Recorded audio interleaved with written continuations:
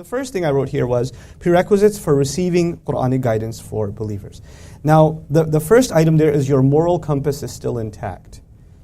If you really want to benefit from the guidance of the Quran, your moral compass needs to be intact. What does that mean? In simple language, here's what that means. Every human being, Allah has gifted them with a moral calculator inside them. Every person is a moral human being. Every human being. Allah put the ruh inside every human being, yes or no? That ruh was in the company of Allah. It was given the knowledge of the basics of the right and the wrong, and even knowledge of Allah Himself. We learned that in Surah Al-A'raf.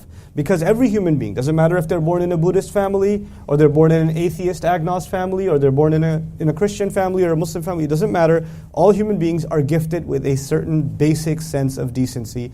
The Arabic term for that, the Islamic term for that is the Fitrah. The Rasulullah shallallahu alaihi wasallam would say, Kullu mauluudin, yuladu, alal, Fitrah. Every human being was given or was born with the Fitrah. It's a very famous hadith of the Prophet sallallahu alaihi wasallam. Okay, now, having said that, what does that practically mean? Practically what that means is, even when a man is or a woman is 30, 40 years old, and they're not Muslim, even if they're not Muslim, they still have a sense of, man, that guy is getting beat up on the street, that's not right.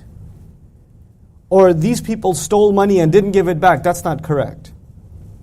Or they shouldn't be insulting their coworkers that way, that isn't right.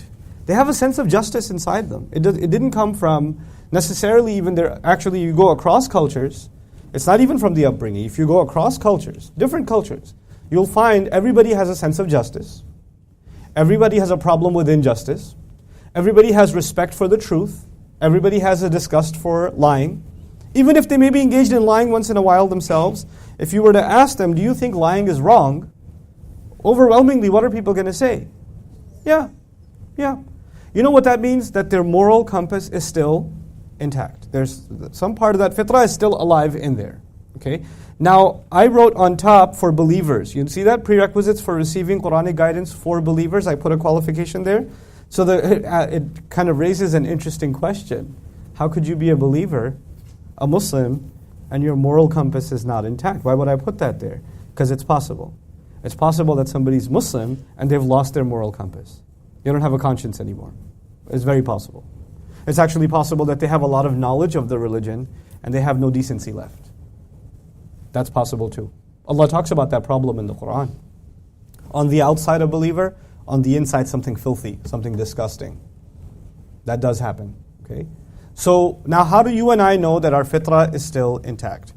There are certain qualities that Allah highlights that a human being should have in the Quran that they all go back to the fitrah. So I won't give you all of them, but I'll give you a handful, and you could pick, paint the rest of that picture yourself.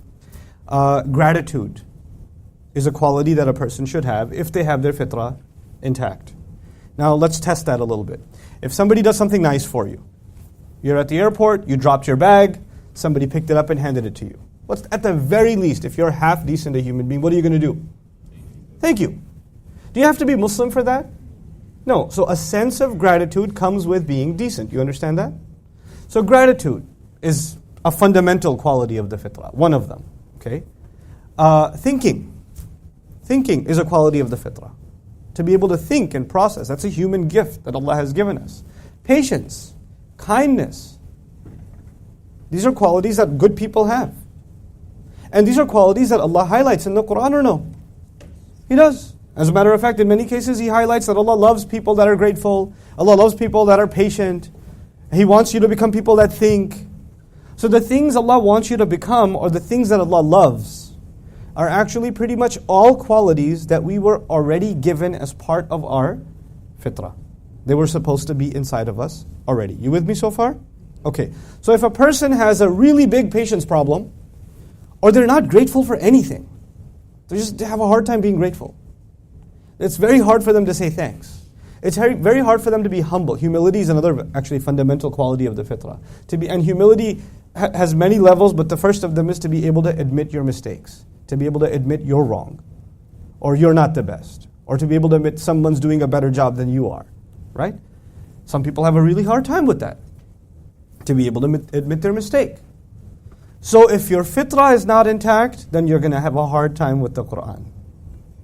Now let me tell you what that means. That means that you might actually learn a lot about the Quran. You might learn Arabic grammar. It's just been a day for you guys, but you might learn loads of Arabic grammar.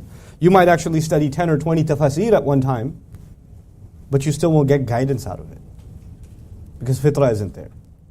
So you understand that first prerequisite?